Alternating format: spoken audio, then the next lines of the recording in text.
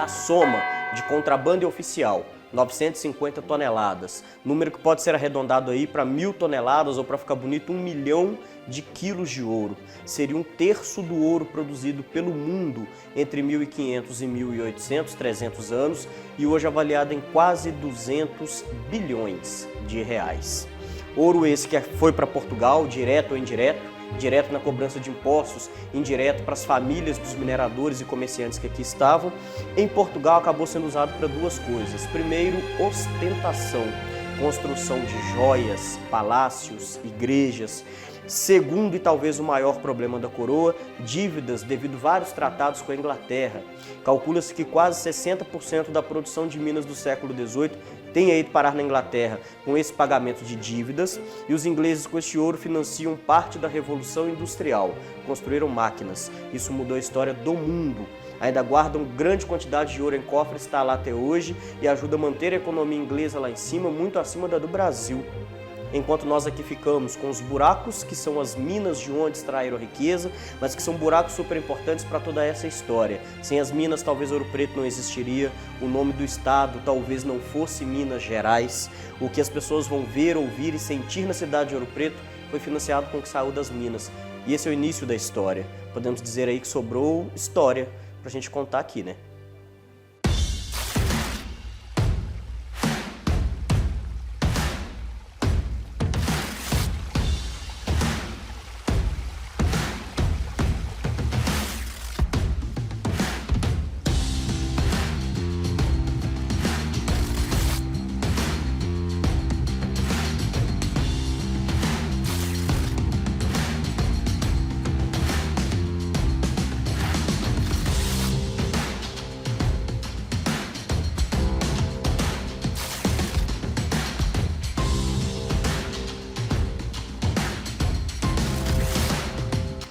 Então, a mineração nas Minas Gerais, a gente tem registro do início, final do século XVII, virada para o XVIII, principalmente em atividades auríferas no leito dos rios. Os primeiros africanos que vieram para a nossa região vinham normalmente de Benin, Togo, Gana, Congo, partes da Nigéria. Lá eles tinham contato com minas que eram parecidas, eram chamados inclusive de negro-mina. Era uma mão de obra especializada que infelizmente chegava aqui de forma escravizada. E com todo o sofrimento ainda assim deixaram um legado de excelência. São minas com mais de 300 anos, é mais seguro dentro delas do que lá fora. Vamos conhecer o processo de lapidação das pedras, das gemas que é encontrado em toda a região. Inclusive o topázio imperial, que no mundo inteiro só acha em Ouro Preto. Ela tem 4 cores, quando mais champanhe, mais rosado, mais valioso, mais raro e também mais caro. Nós temos um patrimônio cultural em Mariana único, né, no mundo, posso dizer assim. E Mariana foi o berço, né, do estado de Minas Gerais, né? Foi considerada a primeira vila, foi a primeira capital do estado, né? Em Mariana nós tivemos várias primazias, né? Aqui a primeira mina de ouro foi aqui em Mariana. Bom, o ouro aqui dentro está entre 3 e 5 gramas. Quando a produção é muito boa, quando chegam, por exemplo, perto dos blocos de quartzo, isso pode chegar a 20 gramas de ouro. Só valeu a pena esse processo manual do século XVIII por ser um processo escravizado. Hoje, por exemplo, o manual não compensa, você tem que pagar salário, salubridade, vários direitos trabalhistas ou dividir com as pessoas que vierem para a extração. Então hoje não compensa o manual. Como falei, só valeu a pena por ser escravizado. Hoje compensa de forma industrializada, máquinas, explosivos, mas destrói Ouro Preto. Patrimônio da Humanidade, né, tombado aí pela Unesco desde 1980, é monumento nacional desde a década de 30, isso foi reconhecido inclusive pelo IPHAN em 1938. Então hoje iria destruir mais de 300 anos de história se viessem extrair. A história eurocêntrica do Brasil, né, inicia-se com a ocupação portuguesa, né? Portugal, por sua vez, tinha diversos tratados econômicos estabelecidos com a Inglaterra. No caso da mineração, grande parte, né, da produção aurífera vai para a Inglaterra, como forma de pagamento de tratados econômicos. Uma certa dependência que Portugal tem junto à Inglaterra desde da formação do Império Português. De Minas Gerais, né, a capitania das Minas Gerais, passa a ser, né, no início do século XVIII, já na primeira década do século XVIII, a principal capitania do Império Português. Eu falei agora há pouco, né, que aqui é uma vila rica de um povo pobre, continua sendo assim, né? A exploração ela dura até hoje, né? Desde quando os portugueses chegaram aqui pela primeira vez na ilha de Veracruz até os momentos atuais, né? Porque nosso país é rico, cheio de matéria-prima e a gente vê um descaso muito grande, né? Principalmente na área da mineração. A grande quantidade de minério extraído hoje de nossa região tem ido para a China, onde é transformado em aço. O aço às vezes volta para o nosso país e nós compramos. Então os lucros maiores continuam indo embora. O Brasil meio que continua uma grande colônia, não de Portugal, e sim do mundo. Todos os tipos de riquezas que temos no nosso país acabam sendo beneficiados em outros lugares. Não só o minério de ferro aqui da região de Minas Gerais ou da região do Paraná, dentre outras regiões do Brasil, mas pedras preciosas, cana-de-açúcar, café, cacau, tudo. O melhor chocolate do mundo é o chocolate suíço. Vai lá na Suíça ver se tem cacau. Cacau sai do Brasil. Maçã argentina, parte dela colhida no Rio Grande do Sul, né? Nós temos aqui o pré-sal, petróleo e a nossa gasolina, R$ 5,00 o litro. Então, na verdade, as nossas riquezas continuam saindo, né, pelas mãos aí do nosso país. Não fica aqui, infelizmente. Isso é interessante, né? As escolas, elas vendem a história do colonialismo. E a história do colonialismo é de que a gente era um estado muito rico, de muitas riquezas. Mas se a gente vai em todas as regiões onde há histórico de mineração, a gente percebe uma pobreza extrema, as consequências de um sistema escravocrata que até hoje opera com base no racismo para seguir retirando as populações dos seus territórios. Eu acho que a gente ficou muito acostumado com a ideia que todos na América Latina foram libertados, né, com a luta anticolonial do século XX. No entanto, assim, o exercício da mineração talvez seja o nosso maior resquício real de exercício da colonização, né? Assim, as estruturas da mineração, elas são todas coloniais, assim. E não é só o simbólico, né? É o exercício também do trabalho. A ONU e outras diversas instituições e organizações internacionais já admitiram que a mineração é o maior causador de mortes e acidentes de trabalho.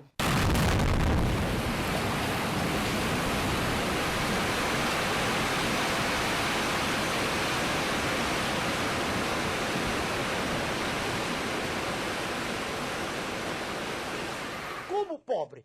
Se nós temos o maior contingente de água potável do planeta, nós temos de nióbio, um elemento químico fundamental para a indústria aeronáutica, sem o qual o avião supersônico não levanta voo. Temos 97 a 98% do mundo aqui. A região de Araxá, em Minas Gerais, um pouquinho na Amazônia. Quer dizer, como se explica que nós não tenhamos o monopólio da venda de nióbio no mundo, se só nós temos? A questão mineral no país é uma questão, do meu ponto de vista, que tinha que ser abordada de saída. Não podia haver nenhuma concessão, porque riqueza mineral é de uma safra só, é de uma vez só. Nós não temos outra safra de nióbio, nem de quartzo, nem de manganês. Nosso manganês já está nos Estados Unidos, na Pensilvânia, compondo as chamadas reservas estratégicas, está lá. E quando o nosso manganês, ainda temos manganês, temos urucum, Mato Grosso, mas quando acabar todo, aí nós vamos comprar pelo preço que eles... Essa ideia, né, de exploração, isso está enraizado na formação brasileira. Então, só a partir da década de 30, principalmente, né, após aí, o início da Segunda Guerra Mundial, é que o Brasil começa a se industrializar.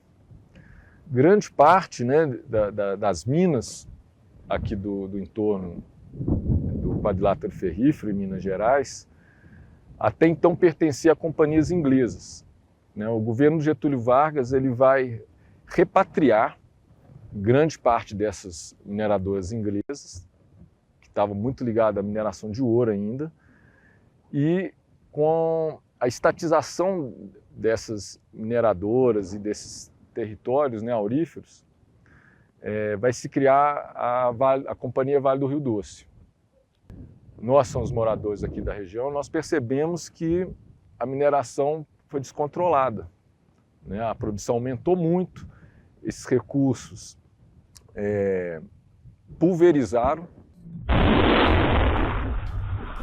Do lado de fora, na Bolsa de Valores. Em Brasília, o presidente Fernando Henrique Cardoso passou o dia acompanhando a disputa judicial em torno da privatização da Companhia Vale do Rio Doce. Paus, pedras, socos, bombas de gás, cacetetes, escudos. Maior produtora de minério de ferro do mundo, com jazidos suficientes para 400 anos. Para o governo, as liminares contra a privatização da Vale são ilegítimas. A mais reluzente estatal a ser privatizada está no dia a dia do brasileiro. Batalha pela Vale continua hoje nos tribunais e nas ruas. No Congresso, os partidos de oposição protestaram contra a violência policial lá no Rio de Janeiro. Foi privatizada por pouco mais de 3 bilhões de reais, mas estava estimado o patrimônio em 92 bilhões de reais.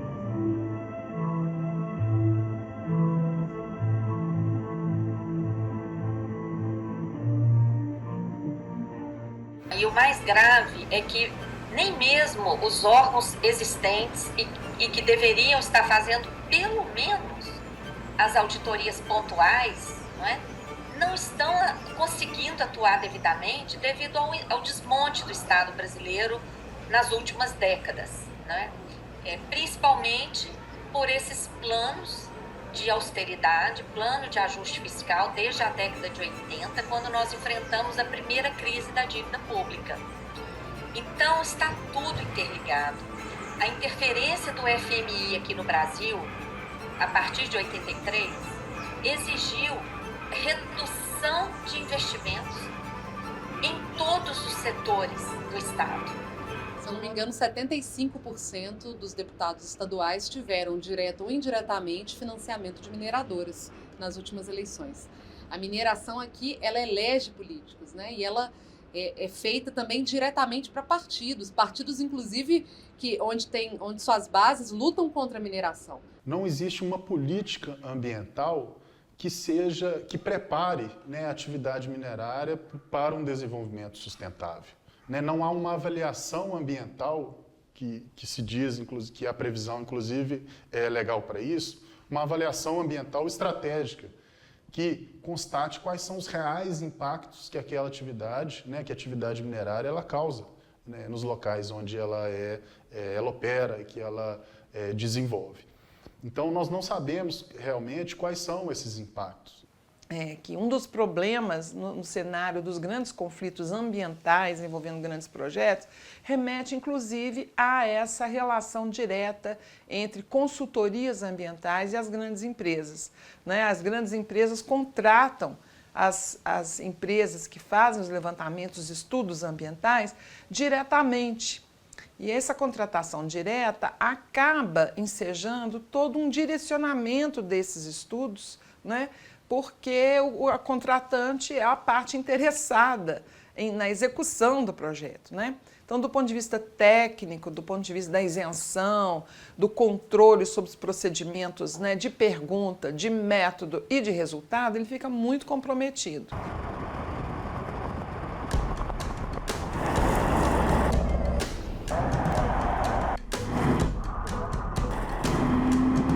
Eu acredito que a mineração ela é essencial para nós. Na sociedade que nós vivemos, essa forma que nós escolhemos de viver em sociedade, a mineração ela é essencial. No entanto, a forma como a atividade minerária vem sendo desenvolvida, ela não é sustentável. Uma atividade sustentável ela tem que ser ecologicamente correta, economicamente viável, socialmente justa e culturalmente diversa. Para além das questões próprias do direito do trabalho, a mineração ela tem uma execução predatória do meio ambiente. Em Minas são mais de 400 anos dessa exploração secular. E a mineração aplicada no Brasil, ela tem o menor gasto possível, Ou seja, os maiores riscos possíveis ela assume e a maior lucratividade. Então, nós temos uma mineração extremamente arcaica, com índices altíssimos assim, de não só de desmatamento, mas de contaminação de bacias hidrográficas, além da própria violência gerada com esse tipo de empreendimento. A mineração, né, tanto de ouro quanto de outros minerais, ela vai se dar necessariamente, né, com a utilização de água, né? Seja a água que já está, né, nas partes baixas, águas que estão nas nascentes e águas do subsolo. As barragens são sequestros de água e essas mineradoras elas são profissionais em fazer sequestro de água com base na lei que o próprio Estado estabeleceu, aprovou, né? Então você vê que não existe sustentabilidade numa coisa como essa. Uma vergonha está acontecendo. Mataram o Rio Doce, mataram pessoas. O crime não é só ambiental, não, é um crime como ser humano. Um absurdo.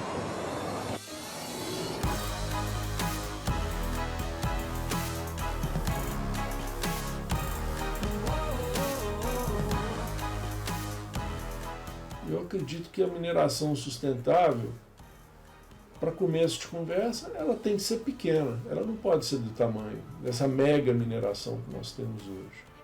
A mega mineração ela não permite a sustentabilidade, né? Você tem que minerar e recuperar praticamente, quase ao mesmo tempo. Explorou uma área, recupera a área. Você quer avançar? Recupera a área que se explorou. Isso não existe. No nosso território, isso não existe. A mineração é uma atividade que retira as nossas riquezas e deixa um cenário de devastação e destruição das outras economias. Atividades como a agricultura, a agroecologia, a pecuária e o turismo, que representam inclusive uma parcela muito maior do PIB, elas são absolutamente aniquiladas pelas atividades de mineração.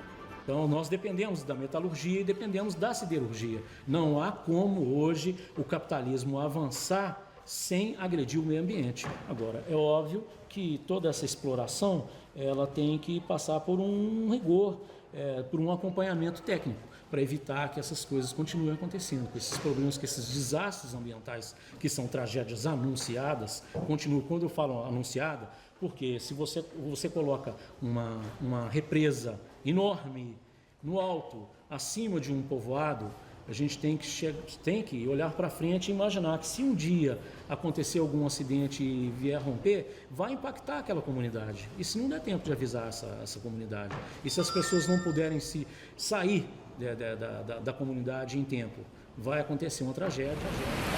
Safado! Você tem vergonha na cara!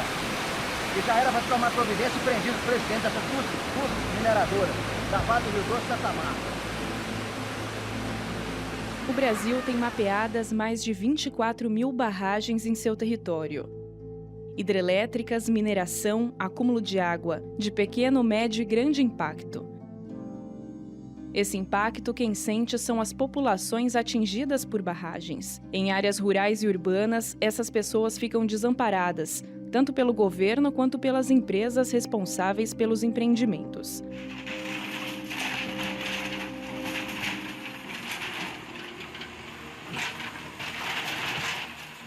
Foi para combater as contradições do modelo energético e em defesa dos direitos humanos dos atingidos que surgiu o MAB, Movimento dos Atingidos por Barragens. O mundo inteiro demonstra preocupação com a situação ambiental e social de rompimentos de barragens, como em Mariana e Brumadinho, que mataram trabalhadores, moradores das regiões, destruíram toda a bacia do Rio Doce e do Paraupeba. Verdadeiros crimes.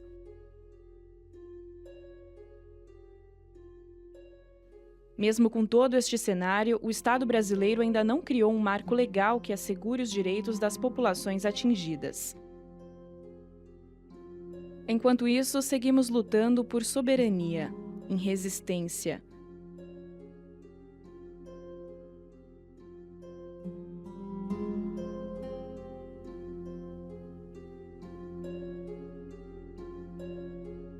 águas são para a vida e não para a morte.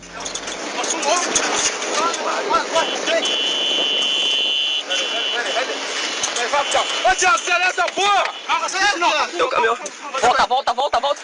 Ô, meu camarada, volta, vira o caminhão e racha fora, Volta, Zé. Volta. Não há nenhuma atividade que supere a mineração de ferro enquanto atividade predatória e genocida, né? Porque ela não destrói só o bioma, ela destrói a vida das pessoas, ela destrói a vida dos trabalhadores, né?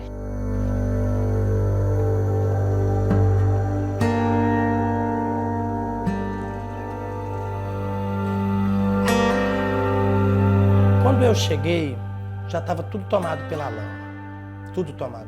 A gente tinha uma praça com um pé de mangas de 15, aproximo 18 metros, por aí, um pouco menos, que estava domado pela lama. A igreja já tinha arrancado inteira, casas tinham sido arrancadas inteiras. A gente conseguia ver animais, muito animais, em meio da lama, se debatendo, tentando se salvar, mas estava muito distante para eles conseguir terra firme. E imediato, a primeira coisa que eu vi quando eu desci da moto, aquela cena horrível, que eu vi meu primo, cara parecia um toco de lama, sabe? Aquilo foi horrível de ver. Aí eu fui logo abraçando ele, que cheiroso, eu achei que ele tava, sabe, que ele quase morreu. Mas o cara não quase morreu, cara. O cara, além de quase morrer, o cara tinha voltado pra lama, tinha jogado muita gente pra fora, sabe? O cara tava se debatendo, lutando pra sobreviver e lutando pra salvar a vida de pessoas. Foi a primeira imagem que eu vi que aquela eu posso esquecer, Bento, mas aquela cena dele eu não esqueço nunca.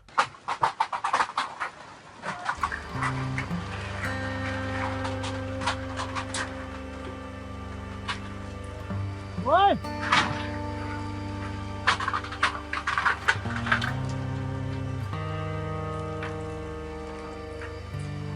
Vai não!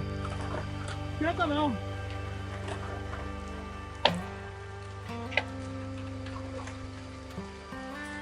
Olha o caminhão aqui embaixo, ó! Caminhão do Zezé. Infância, fotos de casamento do meu pai, fotos das 3 meninas gêmeas quando eram crianças, que isso não vai existir mais. Quando elas estavam criancinhas, minha mãe com as duas no braço, meu pai com a outra. Aí tinha essas fotos todas, essas recordações todas. Hoje já não tem mais, não existe mais. Levou tudo que tinha. Não há dinheiro que pague isso, entendeu?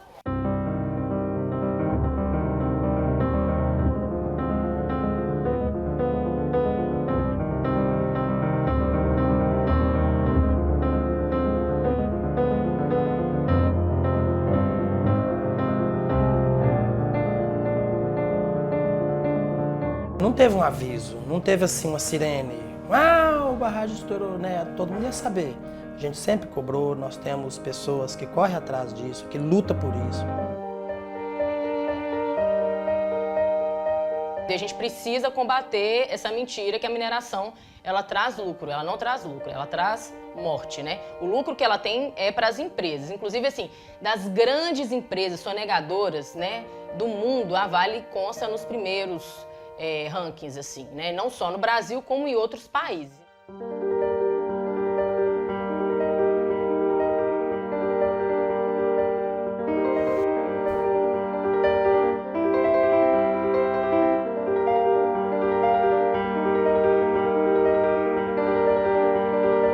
A Samarco é uma empresa que as pessoas talvez no primeiro momento não entenderam o porquê que não houve uma manifestação talvez mais traumática, mais firme em relação à empresa Samarco.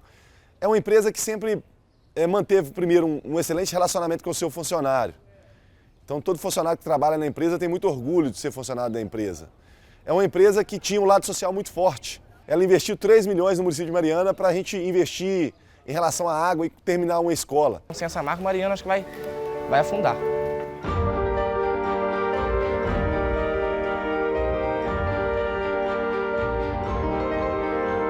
Uma empresa que mata os seus trabalhadores, né, ela não deveria, inclusive, continuar a minerar, né, que foi o caso de Brumadinho, mais de 200 mortos, dentre eles trabalhadores da própria empresa. O rio já não estava bem, já estava um pouco poluído, muito degradado. ele já está em processo de desertificação. Então retiraram toda a cobertura vegetal para implantação de pasto, para criação de gado, e isso ajudou, acelerou a desertificação. Essa tragédia foi o golpe final.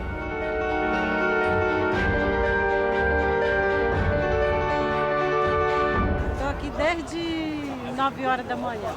Aí chegou um caminhão, foi embora. Aí nós estamos esperando outro doador, não sabe de onde, só sabe que vai chegar. Tá difícil, viu, sem água. Aí a água mineral tem que fazer comida para beber. A gente trabalha a semana inteira. O final de semana que a gente tem para pegar é hoje. Eu saí da minha casa até com blusa de fio para pegar. Estou aqui esperando essa água até agora. Cadê essa água? Se não fizer uma recomposição, principalmente das matas ciliares, um repovoamento do rio com a fauna, os peixes nativos da região, tão cedo a gente não vai ver esse rio com vida.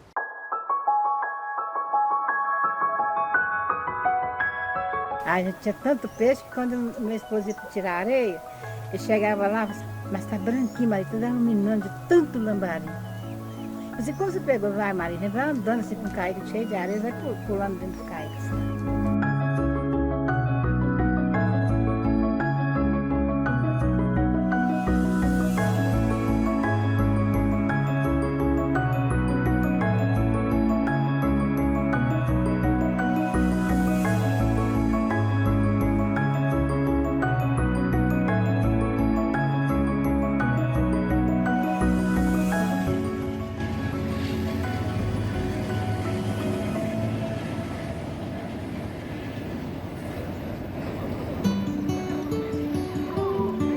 Bocangu, Bocbudé é Quem, Minhã é Quem. Aí eu estou falando que a água é a mãe e o pai. E tem a criação da água, que é animais, que é os peixes, né? Que é a nossa vida, é a nossa cultura. Então eu ensino os meninos, passo para os meninos, eles para aprender, para nós é muito importante. E o rio sempre esteve presente, né, na vida do Krenak. Tanto no cortar a aldeia, por fazer parte da história, da música, né? Não pode fazer mais nada dentro do rio. Então a gente fica triste com as coisas dessas. Mas o que nós vamos fazer? Nós vamos lutar contra isso. A nossa cultura não é para acabar.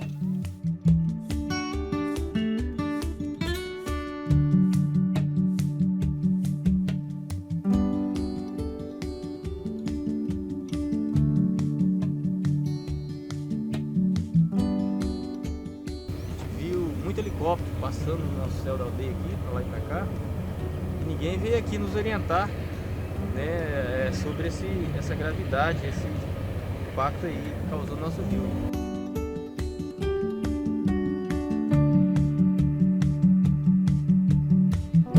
O Rio Doce ele é o rio mais importante da costa leste do Brasil, pela questão do input de nutrientes, pela questão da influência marinha que esse rio exerce.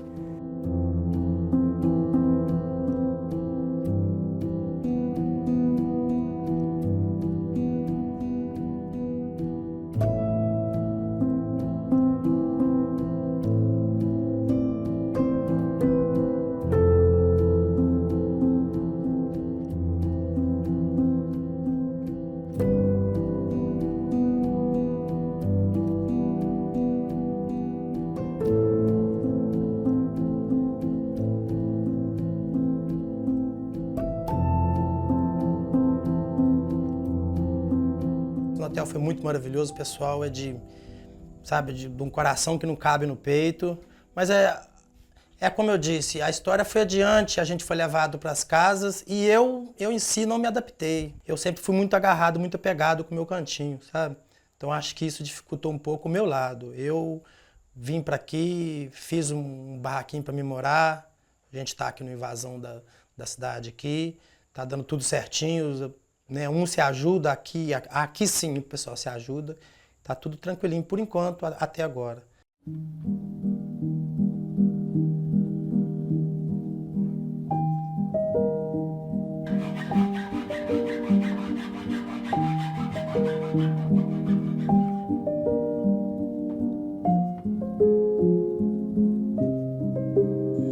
Vai dar certo, a gente correndo junto, pedindo proteção a Deus, como sempre diz que a gente tem que fazer, vai dar certo.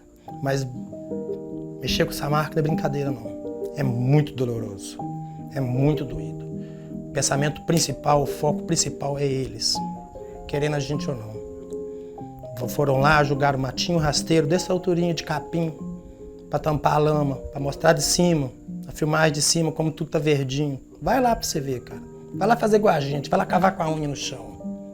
Pra você ver que tristeza que não tá.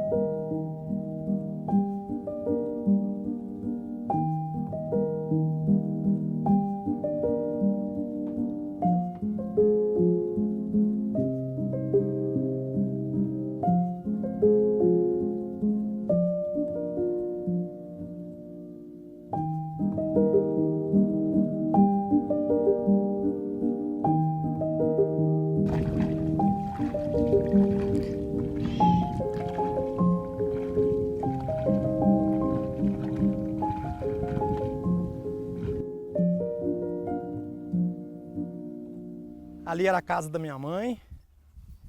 Pode olhar como é que sobra um pouco dos escombros. E aqui era o meu galinheiro, onde que eu cuidava dos meus bichos, era aqui nesse cantinho.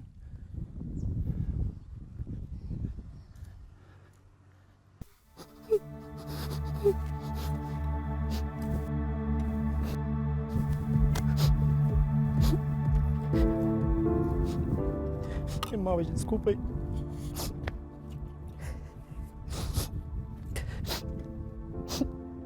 Minha irmã e meu sobrinho.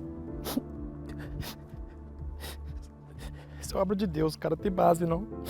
Eu só tinha visto isso no espelho. Pra que eu fui mexer lá?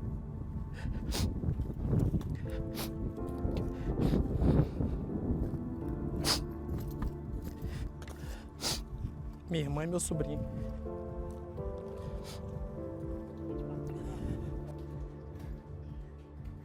Porque na saída lá no Bento, assim, todo lugar que a gente vai tem uma surpresinha, né? Aí eles queriam registrar. Eu não sei da onde que eu consegui, como é que eu vi, que eu só vi um pedacinho desse vidro. Uma pontinha, eu resolvi tirar ele da terra e de repente eu fui surpreendido. Tô brincando. Ô, velho, é Rila. Rila Tati. Rila tava na minha casa. Aqui. Rila da escola, lá que tava trabalhando dele na escola. Que tal, velho? Lá no fundo da Cadomaria de Dona. Gente, outro dia eu tava lembrando desse quadro. Tava tudo debaixo da lama, eu só vi um pedacinho, eu nem sabia o que era. Aí eu vi, eu falei assim, que flor bonita, eu vou tirar. Pra ver que tudo que eu vejo eu pego, pra ver se eu encontro alguma coisa minha, alguma coisa nossa. Tudo que eu vejo na lama eu pego. Aí eu achei lá. Isso foi um presente das mães que a minha filha deu. Eu sei, eu lembro. Meu neto, que eu criei ele 6 anos. Eu lembro. 6 anos ele morou comigo. Depois de 6 anos, a mãe dele casou. Foi embora. Eu lembro, lembrei na hora. Vila, bem, olha. Existe pouquíssimo controle social no exercício da mineração. A mineração ela tem uma vasta margem lucrativa, né?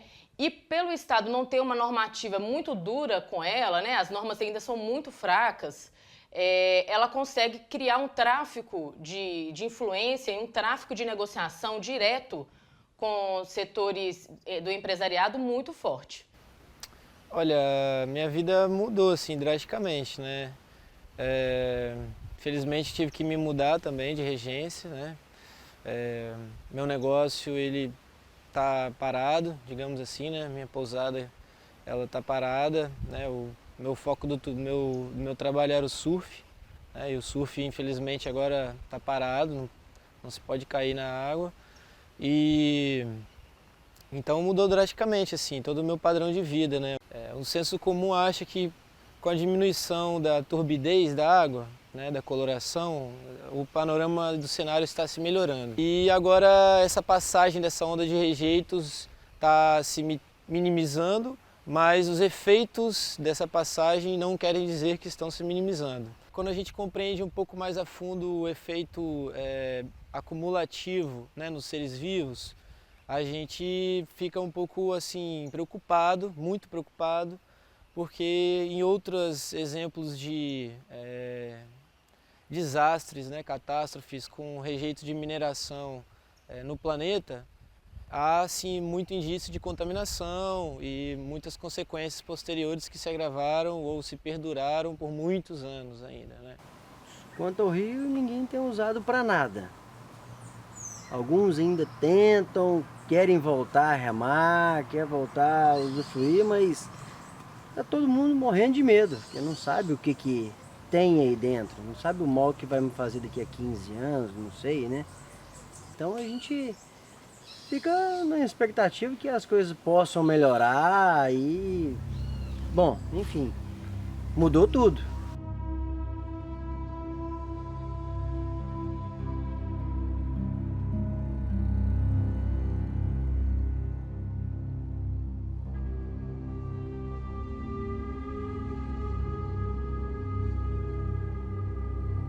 Agora, os produtos que são produzidos aqui estão sendo comercializados normalmente tanto no mercado daqui da região e mandado para fora também, para os grandes mercados.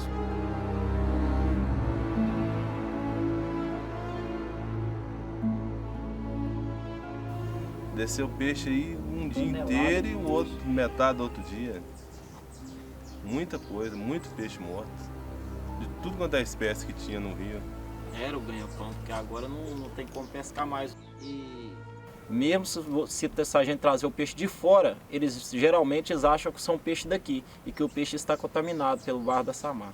Eles estão pagando, entendeu? Eles estão pagando o pescador. Agora diz que vai sair a indenização, né? Dos pescadores vão continuar pagando.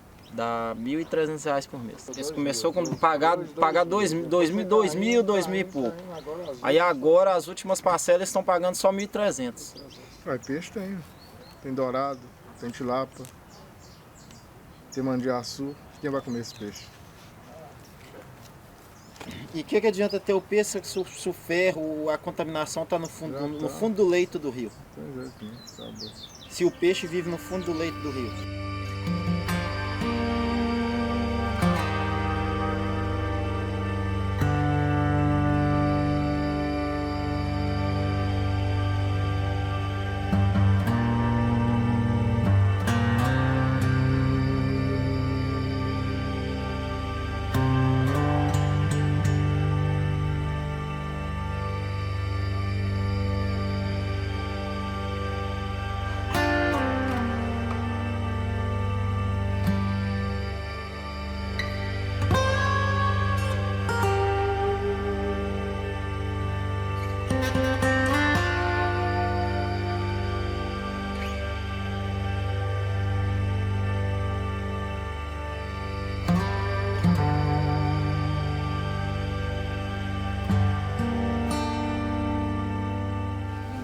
Estava na dimensão disso que aconteceu, né? De repente, a água subiu, né? A lama subiu uma velocidade que já não dava para a gente ficar mais no quintal. E como a gente não tinha ideia dessa dimensão, né, do problema, então ficamos assim, assustadíssimos. Perder tudo, você não vê nada mais. Na praça também, o pessoal do centro também perderam tudo, que ninguém imaginava de acontecer o que aconteceu aqui. Entendeu? E fica triste, tanto de peixe que eles pegaram nesse rio. Muito peixe, cada douradão, piaba, dourado. Ficava aqui semana e semana, pegava era 200 lambari sentado aqui, ó. curtindo, né, passando a tarde. Hoje, acabou, isso morreu. Isso morreu. A gente não sabe a procedência desse barro, então toda vez que a gente entra em contato com ele, a gente usa todo o material de EPI, com máscara, com luvas e com botas.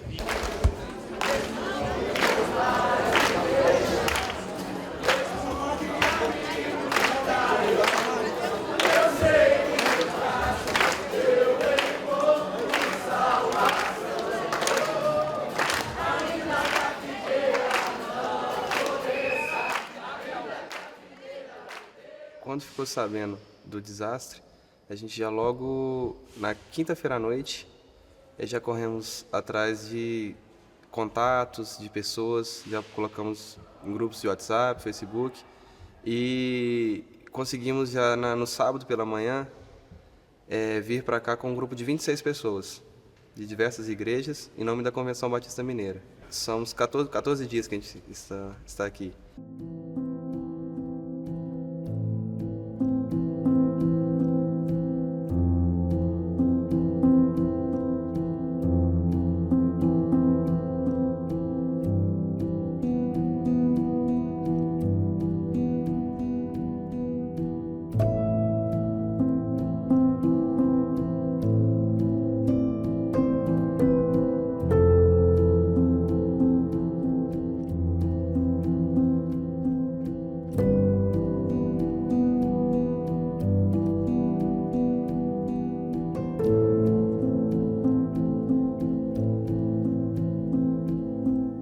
Em 2015 tivemos aí o rompimento da barragem de Mariana, já estava na Cruz Vermelha.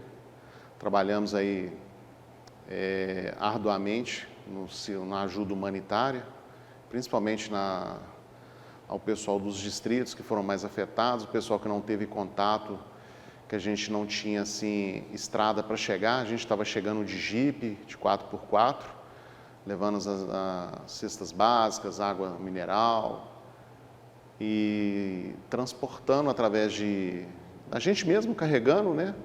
Através dos pastos, da onde que a gente tinha entrada para levar a ajuda humanitária, a gente estava fazendo esse tipo de trabalho.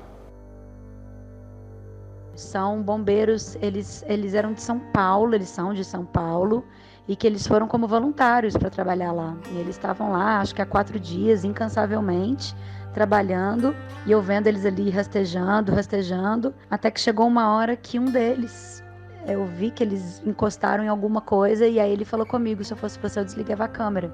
Eu acho que você não vai gostar de ver o que eu vou pegar aqui. E realmente eu não tenho o menor preparo para ver esse tipo de coisa. Acho desnecessário também a gente filmar. E nesse momento eu desliguei a câmera e saí de perto, e eu vi que eles realmente encontraram um corpo ali, onde eles estavam.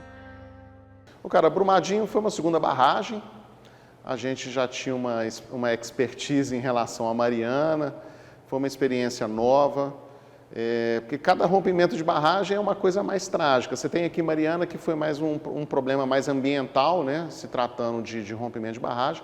Em Brumadinho a gente teve mais vidas envolvidas, né, mais perdas de vidas. Nós chegamos lá na sexta-feira, já por volta, logo após o rompimento, nós já tivemos alguns voluntários que já foram destinados para lá. Chegamos, nós fizemos toda a parte de logística, de transporte, a expertise que a gente teve em Mariana, em relação à separação de alimentação, água, esse tipo de coisa. E Brumadinho foi o nosso norte mesmo, realmente, em relação à Cruz Vermelha, em relação ao apoio do órgão central. A gente está fazendo todo o trabalho junto à ajuda humanitária, em relação à doação de alimentação, doação de água, esse tipo de coisa toda. O coração solidário de tantas pessoas que deixam um pouco, às vezes, um pouco do seu trabalho, de cuidar até mesmo da família. Nós tivemos aqui na paróquia mesmo jovens que vieram do estado do Rio de Janeiro. Nós encontramos nesses jovens um coração muito solidário, pessoas assim dispostas a nos ajudar, estão nos ajudando. Através do amor que nós agimos e a solidariedade, juntando toda a nossa solidariedade, nós conseguimos fazer muita coisa em prol do ser humano, aqueles que estão precisando mais do que nós.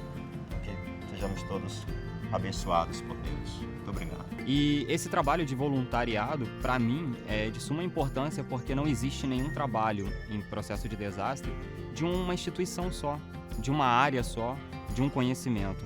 Então eu só acredito que o processo de desastre possa ser eficaz e possa realmente ajudar qualquer pessoa se ele for um trabalho em conjunto. Então a gente precisa, dentro de um processo de desastre, de todos os profissionais, desde que eles estejam preparados, abertos para poder trabalhar em conjunto, de uma forma harmônica, porque é um processo muito mais extenso do que as pessoas comentam sobre o desastre. Ele não é só ocorrência, ele tem uma extensão muito maior, então acaba englobando todas as áreas e cria essa demanda do voluntariado. Recebemos, graças a Deus, o povo brasileiro foi muito solidário, vieram doações de vários lugares. Veio estrangeiro, veio médico, veio dentista, veio tudo. Trabalhar no barro, eu nunca vi não. Um dentista, um engenheiro, trabalhar no barro, pegar pá para encher carrinho. Falei, gente, um dentista pegar uma pá é coisa de peão, né não? Fala a verdade. Aí eu perguntei para elas assim, brincando com elas, né? Falei com elas assim, você já trabalhou na roça? Não. Mas elas pegando mesmo na pá, sabe? Falei, eu não vou ficar para trás não. E elas brutas na pá mesmo, enchendo o carrinho pra gente carregar, sabe? Eu admirei muito mesmo. Foi impressionante. Em todas as cidades, o rio é fonte de vida. É no rio que está a vida da cidade, que está a vida dos animais, que está o nosso conviver. E hoje nós não podemos, nós nadávamos nesse rio. Eu nadei a vida inteira nesse rio aqui, ó. Até quando eu vinha de São Paulo, eu nadava nesse rio, pescávamos nesse rio. E hoje o peixe não tem qualidade, o peixe é contaminado e a água é contaminada. A gente não pode mais adentrar no rio. Como eu estava dizendo para vocês, eles atendem umas pessoas e deixam outras, e uma grande maioria, principalmente os mais necessitados, eles não dão bola, deixam as pessoas para lá. E aí gera entre nós, entre os moradores de Barra Longa, uma contenda entre eles, entre nós. Eles também tinham outros trabalhadores aqui na intervenção, que foram um escritório de intermediação, né? Que fizeram para a comunidade. E a notícia que nós temos até hoje também, só 50% dela conseguiu ser atendida e ter êxito em qualquer negociação de reparação de danos ou de lucro cessante. Mas tudo de maneira bem dividida, sem critério, a gente não sabe como foi feito, por que foi feito.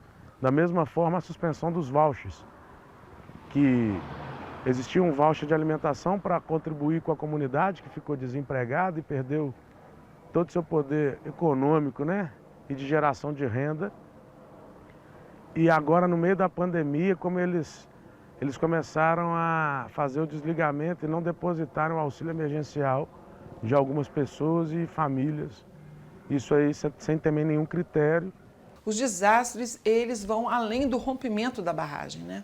O rompimento das barragens, ele é um evento crítico, catastrófico, sem dúvida, que causa uma ruptura, né, numa certa ordem já existente, mas ele não é o início do desastre, né? O desastre ele acontece anteriormente em etapas que envolvem desde o planejamento territorial, não é, por parte do governo central, né? Um planejamento do Brasil é um planejamento absolutamente centralizado, né? A população não participa desse planejamento.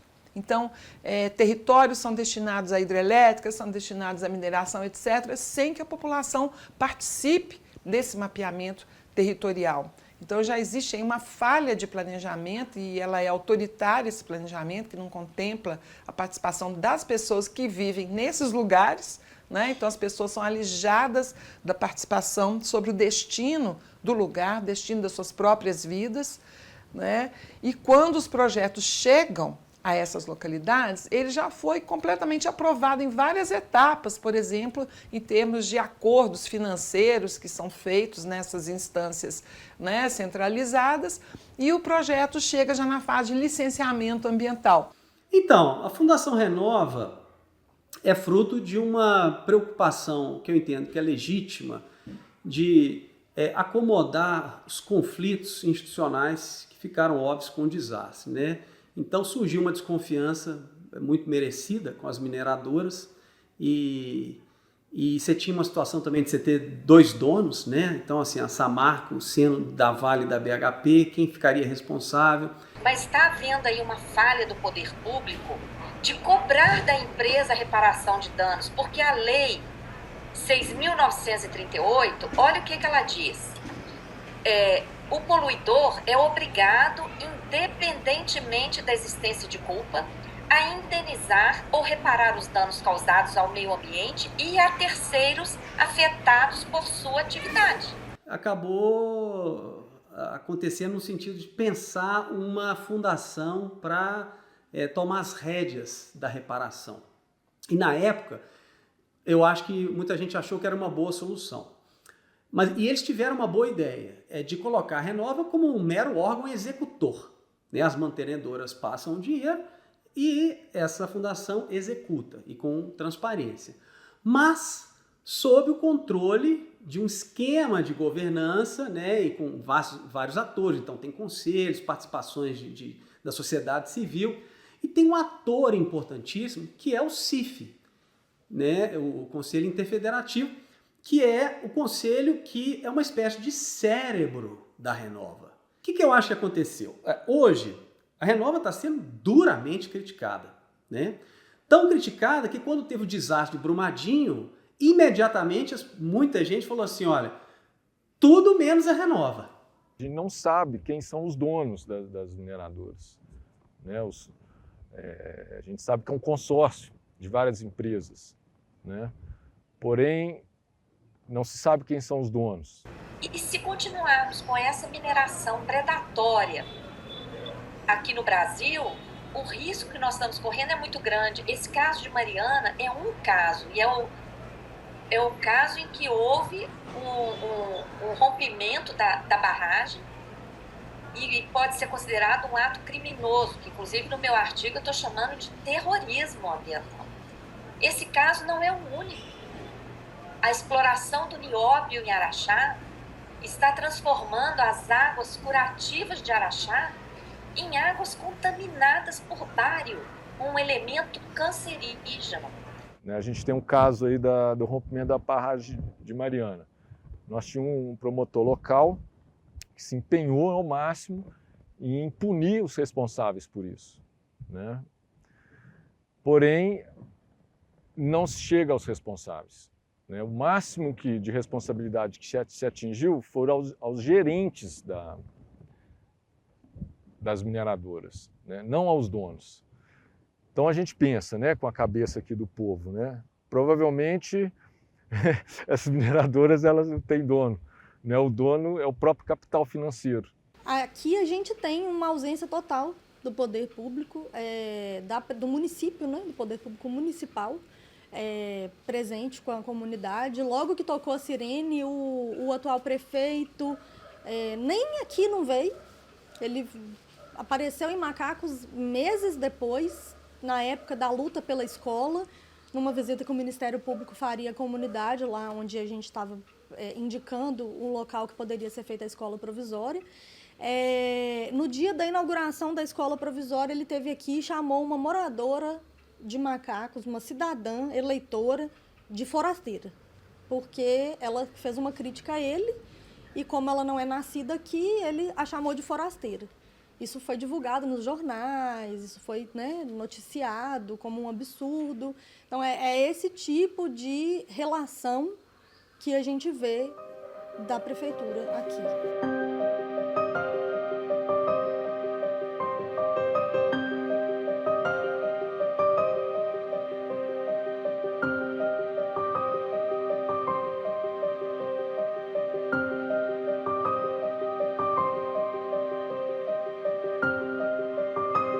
E às vezes a gente se sente meio impotente, porque a gente não sabe realmente em que instituição nós podemos confiar, né?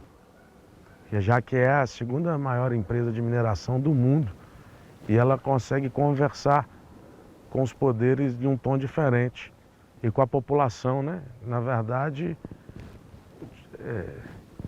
ela é muito, como podemos dizer, a Vale é humilde com os soberbos e soberba com os humildes, né? E esse é o trato que a empresa tem com a comunidade. E vão levando aí há mais de 400 anos, muito mais de 500 anos aí, as nossas riquezas, né?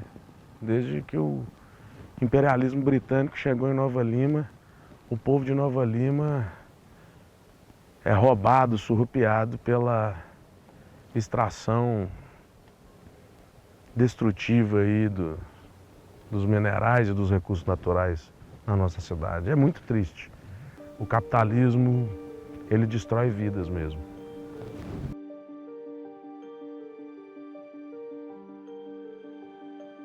Dependente. Dependência. Dependente. Dependente. Dependente. Síndrome de Estocolmo, doença holandesa, a maldição da mineração, são vários conceitos aí que as pessoas usam para explicar essa situação paradoxal, né, de municípios ou países, regiões ricas em minerais que acomodam essas atividades minerárias de grande porte, mas na hora que você entra nessas regiões, você olha e fala assim, mas como que, né? Como é que essa situação, como é que esse município, essa região está dessa forma?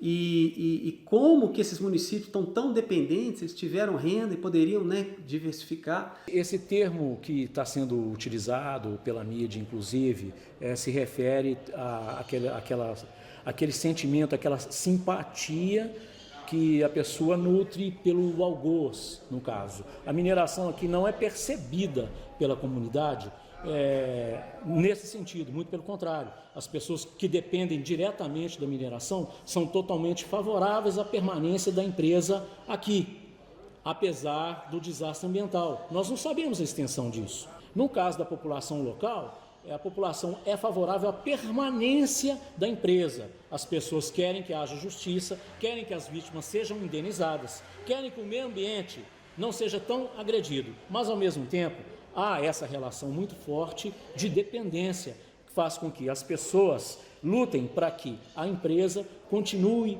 no município. Muita gente depende disso, muitas famílias aqui no município dependem direta e indiretamente da mineração. Essa é uma questão que, para mim, é uma consequência de incompetência legislativa / executiva. Eu acho que o Barra Longa tinha que ter igual a Mariana. A Mariana hoje recebe os royalties. Isso aí tem um congresso resolver. E o congresso resolveu o quê? Tem que mandar um negócio dos royalties da mineração, a cidade igual a Barra Longa, porque passa a tubulação. Tinha que ter uma porcentagem mínima, mas tinha que ter. Se não vier uma tragédia dessa, a prefeitura aguentar, bancar um pouco a situação do povo, senão já.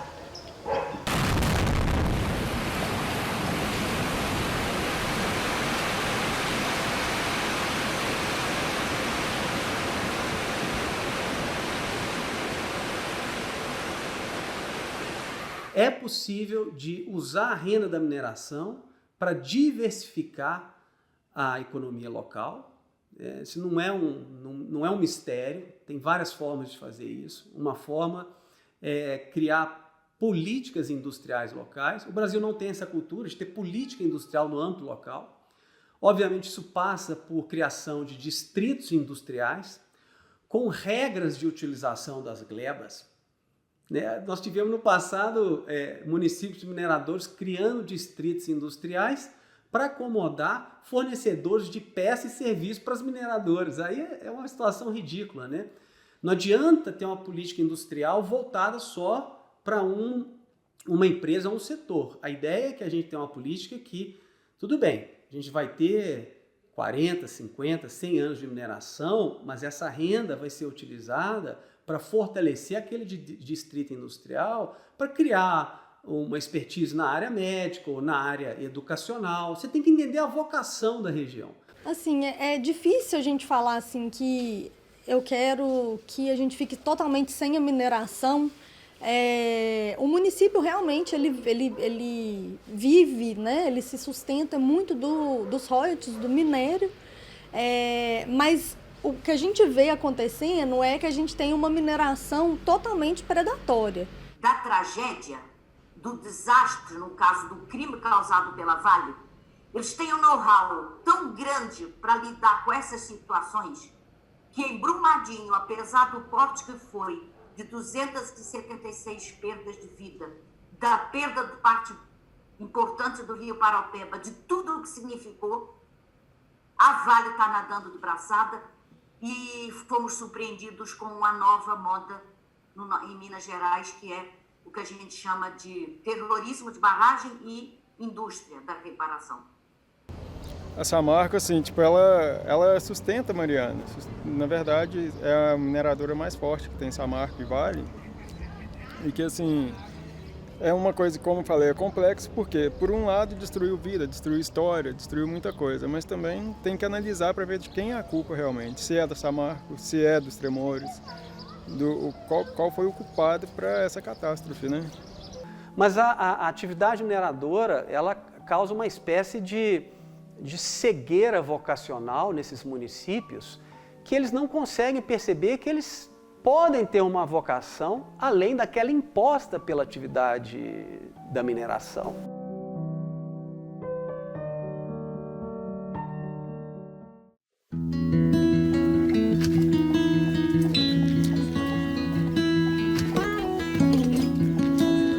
Nós estamos vivendo um Estado sem lei. E o que tem de lei que a gente pode usar está sendo desvirtuado até o prazer para que nada atrapalhe as pretensões da mineração. Como é que até hoje no Brasil sai governo, entra governo, saem deputados, parlamentares, não revogaram um decreto-lei assinado pelo Getúlio Vargas em 1941, que naquela época era a época de Segunda Guerra, onde mineração é utilidade pública, entre outras atividades. Hoje, a mineração não tem absolutamente nada de utilidade pública, porque é para acúmulo de muito lucro, é para iniciativa privada, está na Bolsa de Valores, os impactos são divididos e na realidade o lucro é acumulado só pelas empresas acionistas. E, no entanto, esse mecanismo está lá e é hoje usado pela mineração a rodo. E quando houve uma mudança do Código Florestal, eles tentaram mais uma vez manter aquilo ali e, apesar de tudo que foi feito para não ter as mudanças que houve, a mineração saiu ganhando nessa, porque se concretizou que mineração pode, por exemplo, intervir em área de preservação permanente. Essa nascente aqui vai secar, porque eles vão rebaixar lá o lençol freático 500 metros de profundidade. Então vai gerar o quê? Uma escassez hídrica no semiárido. Então toda a população geraizeira será extirpada do seu território. Atividades como a agricultura, a agroecologia, a pecuária e o turismo, que representam inclusive uma parcela muito maior do PIB, elas são absolutamente aniquiladas pelas atividades de mineração.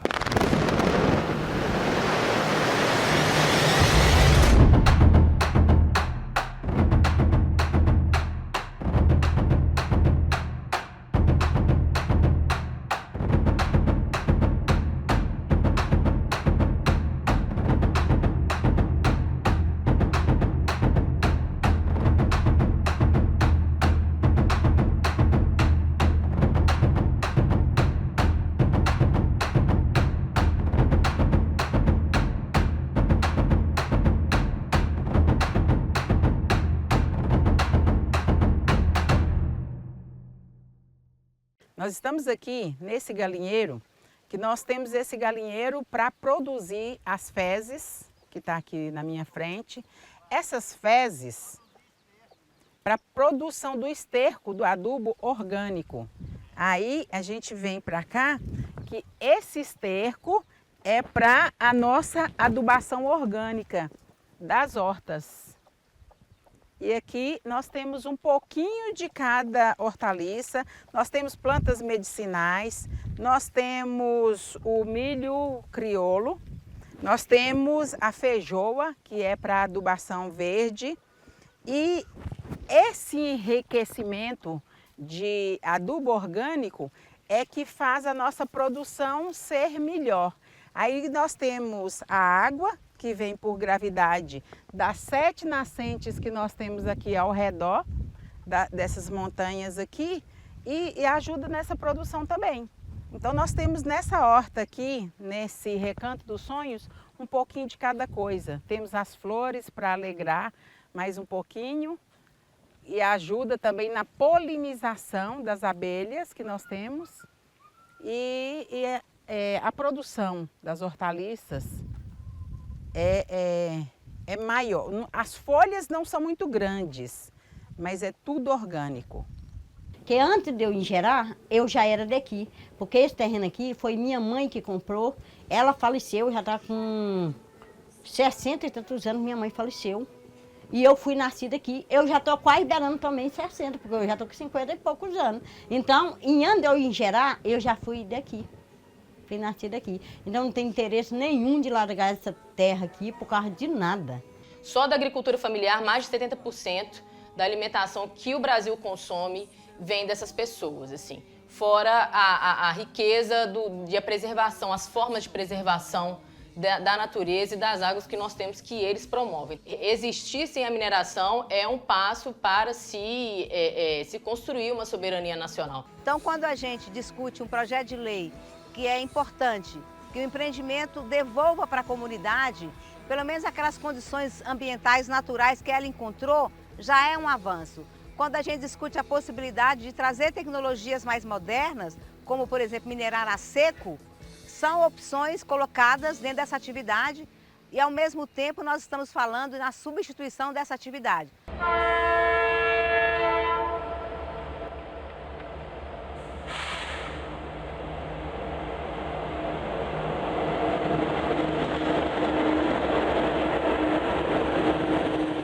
Mineradoras multinacionais ou globais, né, você consegue comparar uma operação dela aqui com uma operação na Europa, na Austrália. E quando você faz essa comparação, fica óbvio o seguinte, que as atividades industriais, elas se adequam ao contexto regulatório institucional. Se eu for equiparar o que é a Vale, o gigante Vale, você entendeu? E o que esses órgãos estão tentando se unindo, fazer valer, eu ainda falo que a Vale é muito maior. Entendeu? Os interesses dela ainda têm muito mais força do que todas as instituições do Estado assinando contra ela.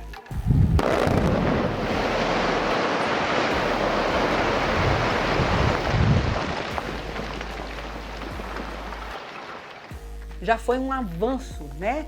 E um avanço à custa de muitas vidas perdidas, que foi Mariana e Brumadinho, 2 desastres ambientais horrorosos, né? 2 crimes, né, ambientais horrorosos no estado, aqui em Minas Gerais, fizeram com que essas instituições, pela primeira vez, reunissem uma força-tarefa e vissem que elas têm que atuar no mesmo lado contra esse gigante. E ainda te digo, eu estou colocando aqui mesmo, porque aqui, ó, a correlação de forças não é ainda equilibrada.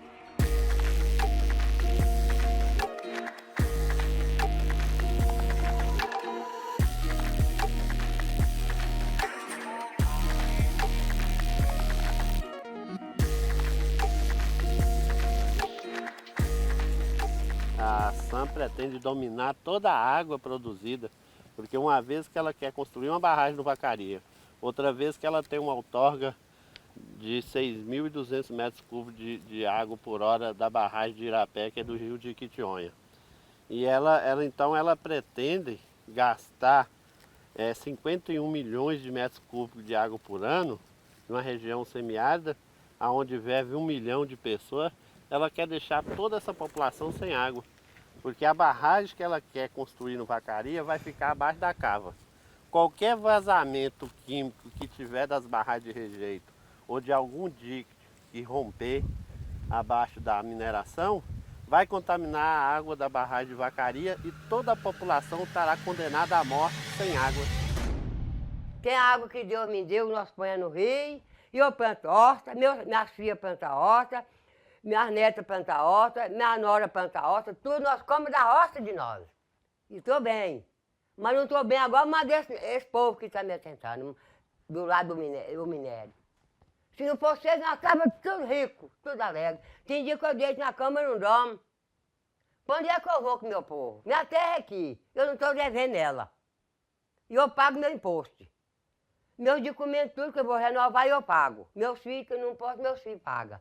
Mas o que vocês querem tirar nós? Eu quero saber mais disso. Se tiver ouro que você está falando que tem, larga aí. Quando nós morrer tudo, fica aí. Mas não vem me sentar em minha casa mais não. Porque eu já estou com minha cabeça doendo de olhar para essas caras.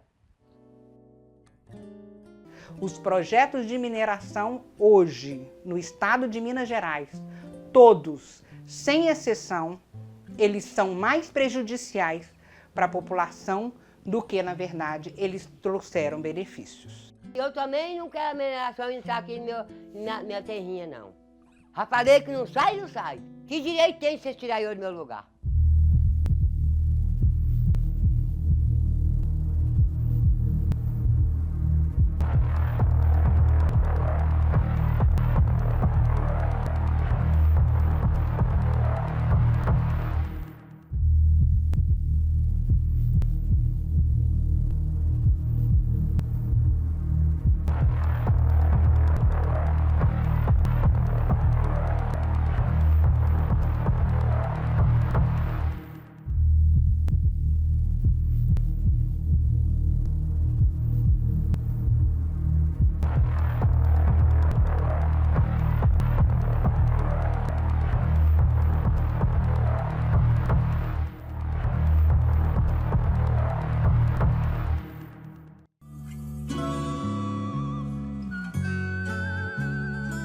De que vale a tristeza, nada vale o calvário.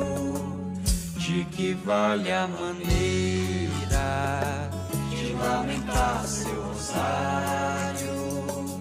O que importa é o trem, seguir seu itinerário.